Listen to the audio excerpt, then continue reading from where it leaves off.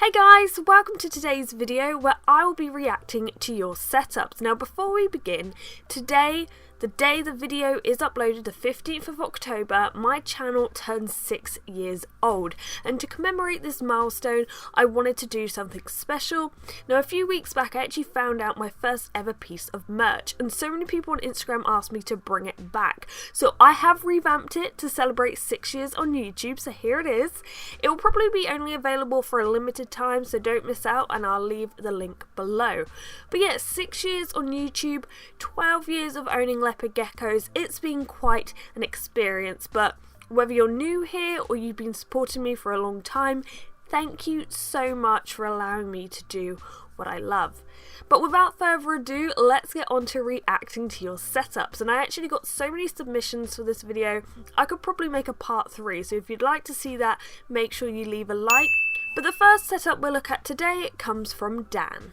So Dan says his Crested Gecko is a year and 2 months and he's recently built a live tank. He's currently using a 45x45x60 Exoterra tank with a 10% Arcadia Desert Tube Light and a Habstat heat mat, 12 watts.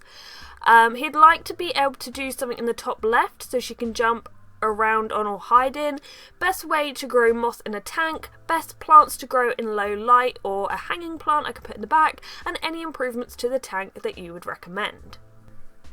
Okay, so let's look at Dan's setup.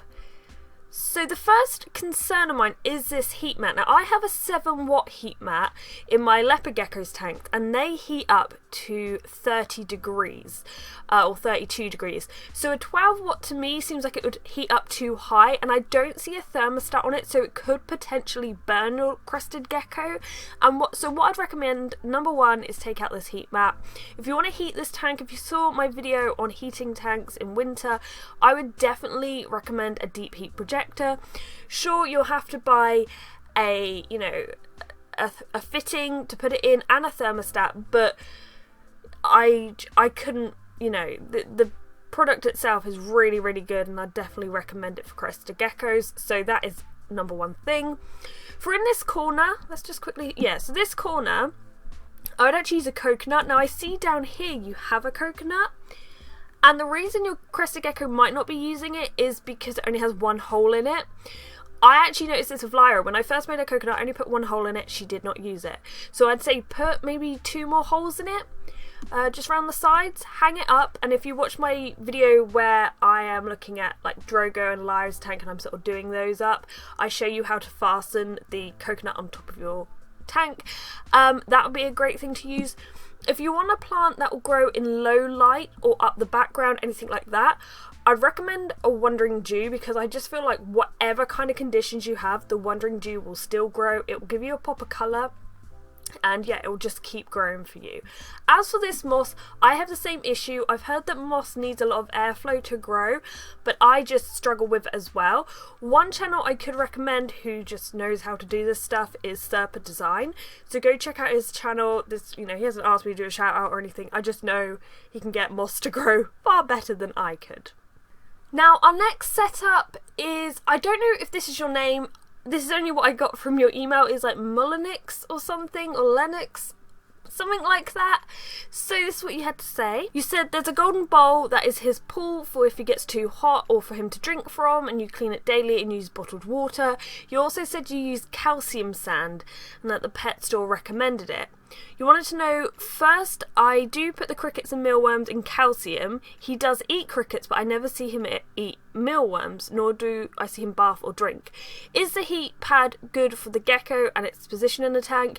Is there any way I can improve my setup? Is it bad that his neck is skinny and his tail is skinny? Okay, this whole tank, in my opinion, needs to be redone. I don't know where your heat mat is, so I can't comment, but as long as it takes up a third or a half of the floor and it's controlled by a thermostat, it should be okay. Obviously in glass tanks, as we previously said, like, they need to be propped up so there's airflow between the tank and the heat mat so it doesn't like burn this. The bowl situation, I don't know what the bowl is made of. Like, if it's a certain metal, it could be affecting the water. But also, there's this weird thing that people think geckos need to have a bath. Only really need to do that if they have a really bad shedding experience. And most of the time, if the conditions are right, you shouldn't really have too much of an issue. So they're not really going to bath. When they do drink, they can be quite secretive. But for me, I would say just replace this with any sort of, like, I don't know, Exoterra water bowl. You don't even have to, you know, there's loads of different dishes you can get, standard ones for reptiles that I'd recommend for this. But the number one thing I cannot stress enough is to remove this substrate. Okay, take it all out, replace it with kitchen roll. Right now, you're going to see your gecko poop, and sand will probably come out with that poop. You're going to have to check whether there's mass in your gecko's stomach, if it's not really eating or pooping, if it's regurgitating food. It might just be wise to get it checked out by the vet because it could be impacted or even going that way. So number one, remove calcium sand. It infuriates me so much that shops still recommend this. They literally want to push to get a profit rather than actually caring about the animal's welfare. That just makes me so angry. These, I don't know if this is a hide as well, but really you should have 2 or 3 hides. And if you're going to have kitchen roll, you're probably going to want another hide that's like a cave with a bottom that you can put with moss in or something like that. It's something to for the gecko to shed in. As for using calcium is not enough. I feel like I've stressed this enough in a lot of videos. So for you, I would definitely just recommend spending some time taking notes, going through my videos and just taking so many notes, especially about supplementing, because just using calcium is not enough. And considering you're using calcium and calcium sand, there is an issue of calcium intoxication. And also, if you're not using, you know, you don't have phosphorus or D3, the calcium isn't going to be used properly. Look, you just need a whole revamp. This whole thing. And like, I don't want to like go in on this particular person because I think they've just been really misled by a shop, but that's where you have to do so much research on a pet and don't rely on the shop because this shop has done you really bad. So yeah, take some notes, watch my channel, you know, you can read other stuff online, and just, this needs a whole revamp. But now we have Abby. Abby has a leopard gecko called Olive. She's had her for almost 8 months and she loves to climb up of her tank. She wants more areas to climb, ideas of hides she can create herself, naturalistic plants, where can I put higher obstacles, and filling empty areas. So this is Olive. She's obviously about to shed here. So this is the tank. I love her name here, and you do have some area here that you could fill in. There's this type of, I don't know if it's a branch or wood or something, this. I've seen shops a lot lately, and a lot of people are using this in leopard gecko tanks, and this sort of thing you can use in arid tanks and more humid tanks, I believe.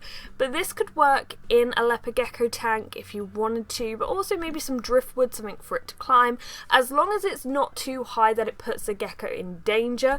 But as we see, Olive is a little bit naughty. I do believe that leopard geckos do really love to climb, and ever since I put all these rock things in my tanks, that's all they've been doing. There's another thing where you can get like a hammock. I've seen hammocks being used, of course not too high, but I don't know how well it would attach in a vivarium, especially against a background, but maybe something like that. One thing that concerned me though is I noticed up here that it says 99%, and I don't know if it's attached to this, but 99% is actually, the humidity is too high and it can cause respiratory issues. I don't know what the ventilation's like in this tank. You might need some on the roof because I can't see them. Oh, I think actually in this picture of Olive there's some, I don't know if this is some, but I think it needs a bit more airflow and being able to dry out because the humidity is quite high. Talking of adding things in for the geckos to climb, we're going to look at this last setup. And I don't know if this is your name. I know you're from Czech Republic. I got a name Reseth from this email, but I don't know if that is your name, so I apologise if it isn't. So this is what you have to say. I am sending you photos of my leopard gecko tank and lizards themselves. I have 3 of them, 1 male, 2 females. I have this tank set up for 1.5 years. The tank is 90 by 45 by 60 centimeters, so it's a nice size. And there is a list of different aspects of this tank, but one that stuck out to me is there's a fogger to imitate natural dew, so it's used twice a day, once in the morning, once in the evening. And this is an interesting aspect because there is a chance that in the wild this probably does occur. There are very arid places that the sort of like hydration in a way does come from this natural dew in the mornings and evenings. So I do think that's quite an interesting aspect to add into a leopard gecko tank. But my main concerns are, because you've got some moss here and a lot of these plants are doing very well actually, my main concern would be humidity. Like there's two main concerns I have with this. Humidity, I don't know what the humidity is like. Just be aware it's not too humid because obviously they are more like arid animals, but I do like the tank. I just feel like you don't want it getting too humid. The other issue I have is the group that there is. There's a male and 2 females. So if you're going to put a male and female together, it's inevitable they are going to breed. If you are planning to breed them, it's not really ideal to keep them living together just because the male tends to just keep pestering the female. There's also a lot of debate at the moment about housing more than one female together. Some people say it will work perfectly. Some people say they tolerate each other for a while, then they will fight. I don't think there's any like hard evidence for either side. All I know is like my geckos seem totally fine on their own. Some geckos do well in pairs, some don't. But I would suggest taking away the male. I just feel like you're putting your females at risk. I think there's enough room for 2 females to probably cohabitate, but I just feel like the male in there is a bit risky, especially if you're not planning on breeding them. But I do think the tank is very nice, and I hope that one day I can grow plants as well as this in my leopard geckos tanks. Anyway, I hope you guys have liked today's video. There was a lot to cover on some of these setups, and I know someone said in the last video, can you do more setups in each video? But to give a thorough answer for everyone, like, I don't want to just skip over issues that may occur. I feel like I'm not just reacting, I am giving advice, and I don't want to give out bad advice, so I will take that time to explain each one. But as I said, I had so many setups I could probably do a part 3, so if you want to see that, make sure you leave a like. If you haven't already, please subscribe. But thank you so much for watching, and thank you for 6 years on YouTube. It's crazy. Right, if you can go back and see my first ever video, I was so nervous and just I think I've said before, I think it got like 12 or 14 views overnight, and I freaked out because that was too many views. I nearly deleted it. I nearly just gave up with my channel just there and then, but I've stuck by 6 years, and thank you to all of you guys who have supported me. I know some of you right back from the start, and I really do appreciate it.